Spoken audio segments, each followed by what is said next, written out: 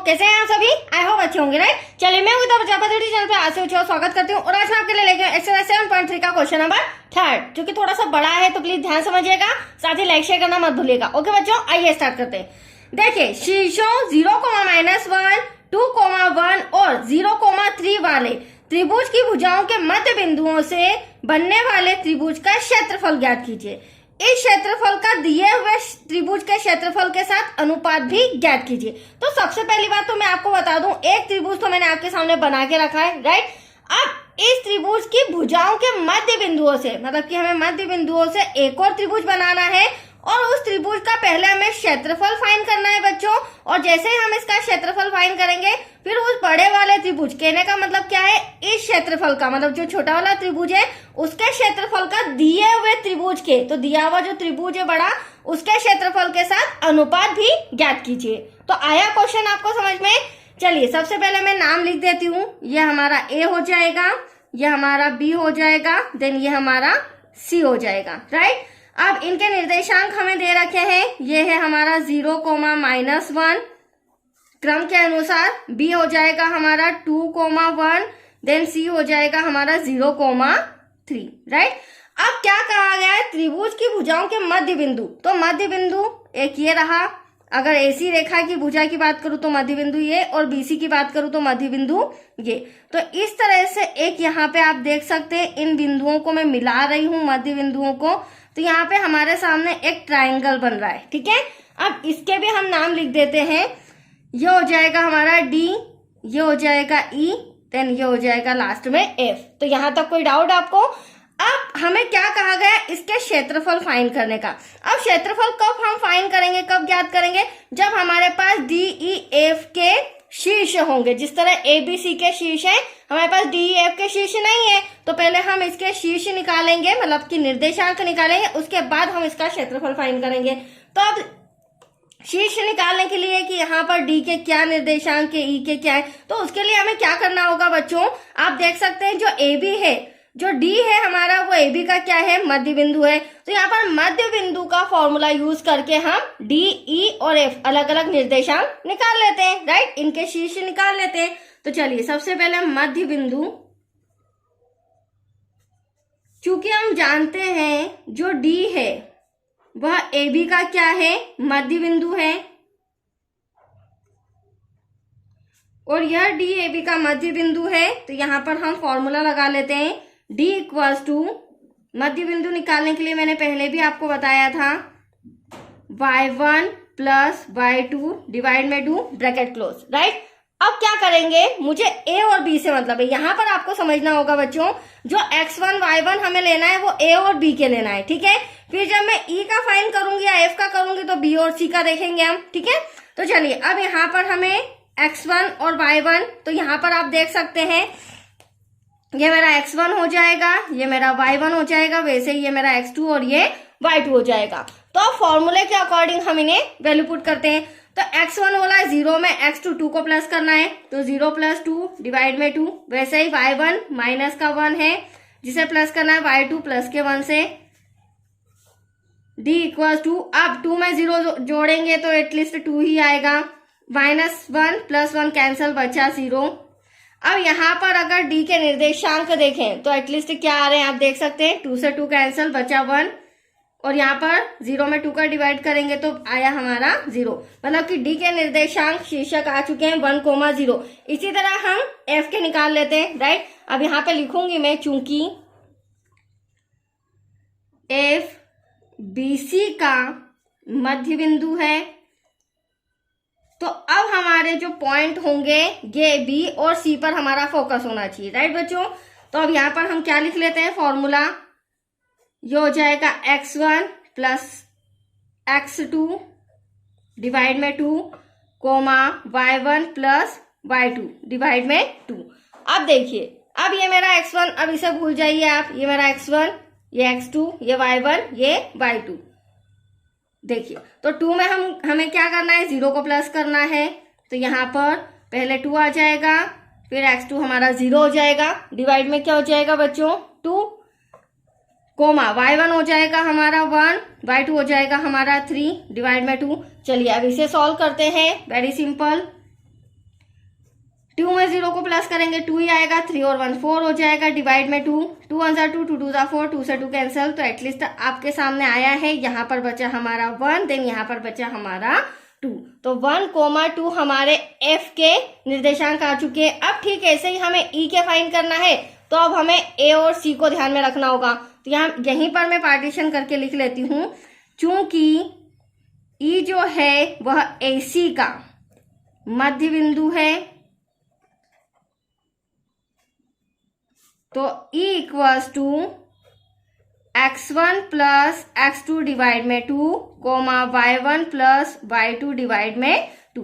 अब देखिए बच्चों, अब हमारा ये x1 y1 और ये x2 y2, मतलब 0 में 0 को प्लस करना है, -1 में 3 को प्लस करना है, राइट। तो यहाँ पर पहले तो मैं लिख लेती हूँ, 0 में 0 को प्लस किया, डिवाइड में 2, -1 को प्लस करना है 3 से, देन डिवाइड में 2। चलिए ऐसे भी सॉल्व कर लेते हैं। 0 डिवाइड में 2, 3 में से 1 गया, बचा 2, डिवाइड में 2, 2 से 2 कैंसिल। यहाँ पर अब हम 0 में 2 का डिवाइड करेंगे तो एटलीस्ट 0 ही आएगा, और यहाँ पर बचा 1। अब आप देख सकते हैं तीनों के निर्देशांक आ चुके हैं, जिसे मैंने एक ड्रॉ बनाया है, उसमें रिटर्न कर लेते हैं, क्योंकि अब हमें इस त्रिभुज का क्या फाइंड करना है बच्चों, क्षेत्रफल फाइंड करना है। तो चलिए डी बिंदु आपके सामने 1,0 है, तो यहाँ पर लिख लेते हैं 1,0। ठीक है, ऐसे ही f के 1,2 है, तो वो यहाँ पर आ जाएंगे। ठीक है, ऐसे ही e के 0,1 है, तो वो आ गया 0,1। तो आया आपको समझ में बच्चों, तीनों के निर्देशांक हमने लिख लिए हैं। अब हम त्रिभुज DEF का क्षेत्रफल निकालेंगे, राइट। तो यहाँ पर लिख लेते हैं, चलिए त्रिभुज DEF का क्षेत्रफल। अब इसका जो फॉर्मूला होता है क्षेत्रफल का, मैंने पहले भी समझाया है, आज भी देख लीजिए, हर वीडियो में मैं बताती हूँ। बहुत ही शॉर्ट ट्रिक है बच्चों। x लिखना है, y minus y bracket close plus का साइन, x लिखना है, y minus y bracket close plus का साइन, x लिखना है, y minus y bracket close, right. अब नंबरिंग करना देखिए, क्योंकि इसमें नंबर्स में बच्चों को बहुत कंफ्यूजन हो जाता है। ये शॉर्ट ट्रिक तो बता दी, ब्रैकेट के बाहर x, ब्रैकेट के अंदर y, वो भी माइनस में। अब यहां से स्टार्ट करेंगे 1 2 3, राइट। अब ये x1 है तो ये x2 हो जाएगा, और जब x2 हो रहा है तो 2 के बाद क्या आता है 3, और 3 के बाद क्या आएगा 1, क्योंकि हमारी नंबरिंग 1 से 3 तक ही है। अब ये x2 है तो यहाँ पर हो जाएगा x3, 3 के बाद हो जाएगा हमारा 1, देन 1 के बाद हो जाएगा हमारा 2। तो यहाँ तक कोई डाउट। अब त्रिभुज DEF की बात करूं तो यहाँ पर जो निर्देशांक है उसमें हमें x1 y1 और x3 लेना होगा। तो ये मेरा x1 हो जाएगा बच्चों, ये मेरा y1 हो जाएगा, उसी प्रकार ये मेरा x2 हो जाएगा, ये मेरा y2 हो जाएगा, और ये x3 देन y3। तो अब हमें इन तीनों के अकॉर्डिंग वैल्यू पुट करनी है, और हमारा क्षेत्रफल हमें लेके आना है। यहाँ बड़ा ब्रैकेट लगाएंगे, x1 आप देख सकते हैं 1 है, तो यहाँ पर हो जाएगा 1, ब्रैकेट में y2 आप देख सकते हैं, ये रहा मेरा y2 जो कि 2 नजर आ रहा है, तो यहाँ पर लिख लेती हूँ मैं 2, जिसे माइनस करना है y3 मेरा क्या है 1, तो ये हो गया 1। इस तरह आपको समझ के करना होगा। x2 हमारा 1 दे रखा है, तो यहाँ पर मैं लिख लेती हूँ 1, ब्रैकेट में आ जाएगा y3 आप देख सकते हैं, ये रहा हमारा 1, जिसे हमें माइनस करना है y1, तो y1 ये रहा हमारा 0। फिर x3, तो x3 हमारा क्या रहा 0, ये रहा ब्रैकेट के अंदर, y1 ये रहा हमारा 0, देन y2 हो जाएगा हमारा 2। आया आपको समझ में। अब इसे हटा देती हूं मैं, बड़ा ब्रैकेट क्लोज। अब देखिए बच्चों, हम ब्रैकेट से सॉल्व करेंगे। 1 ऐसा का ऐसा, 2 में से 1 क्या बचा, ब्रैकेट के अंदर 1 प्लस 1 ऐसा का ऐसा, 1 में से 0 घटाएंगे तो 1 ही आएगा यहाँ पर, प्लस 0। अब 2 में से 0 कैंसिल करेंगे तो क्या बचेगा, 0 में से 2 माइनस करेंगे तो एटलीस्ट माइनस का 2 ही आएगा। ओके, 1.5। अब यहाँ पर 1 1 सा 1 प्लस 1 1 सा 1 प्लस, और प्लस नहीं प्लस माइनस माइनस, क्योंकि यहाँ पर ब्रैकेट है तो 0 में 2 का मल्टीप्लाई करेंगे तो एटलीस्ट 0 आएगा।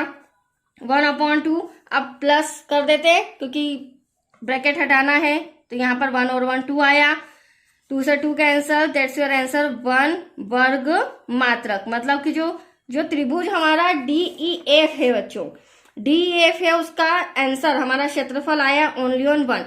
अब हम अनुपात कैसे निकालेंगे? तो अनुपात निकालने के लिए हमें त्रिभुज एबीसी का भी क्षेत्रफल निकालना होगा। जैसे ही हम एबीसी का क्षेत्रफल निकालेंगे हमारे सामने आंसर आ जाएगा। तो अब यहाँ पर हम लिखेंगे त्रिभुज एबीसी का क्षेत्रफल। वेरी सिंपल, वही फॉर्मूला लगाएंगे जो भी मैंने बताया था। x ब्रैकेट में y minus y bracket close plus x bracket में y minus y bracket close plus x y minus y. ठीक है, चलिए अब यहाँ पर नंबरिंग कर लेते हैं जो भी मैंने आपको बताई थी। देख लीजिए, ब्लैक पेन से कर देती हूँ।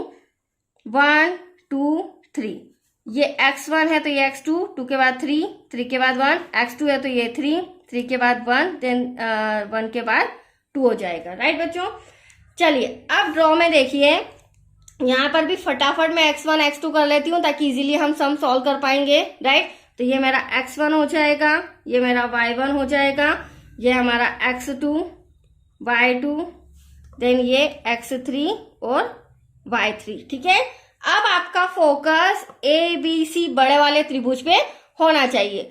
अब यहाँ पर अगर मैं बात करूं तो ध्यान से देखिएगा, 1.5। अब आप देख सकते हैं x1 आपको 0 नजर आ रहा है। राइट, ये रहा 0, तो यहाँ पर मैं लिख लेती हूँ 0, ब्रैकेट लगाएंगे। y2 आपको नजर आ रहा है 2, सॉरी y2 ये रहा हमारा 1, जिसमें से हमें माइनस करना है y3 ये रहा हमारा 3, ब्रैकेट क्लोज, प्लस का साइन।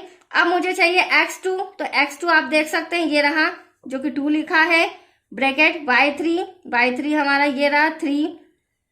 y1 की बात करूं तो y1 ये रहा हमारा माइनस का 1, तो यहाँ पर ब्रैकेट एक और लगाना होगा, -1 ब्रैकेट क्लोज, प्लस x3 हो जाएगा हमारा 0, ब्रैकेट के अंदर y1 हो जाएगा हमारा माइनस का 1, देन y2 हो जाएगा हमारा 1। राइट, चलिए ब्रैकेट क्लोज। अब इसे भी सॉल्व करते हैं फटाफट बच्चों। देखिए, अब आप देख सकते हैं 1.5, 0, 3 में से 1 क्या बचा 2, वो भी माइनस का, प्लस 2 ऐसा का ऐसा, यहाँ पर 3 माइनस माइनस प्लस का 1 प्लस 0, माइनस माइनस होगा प्लस, बट साइन किसका आएगा? माइनस का।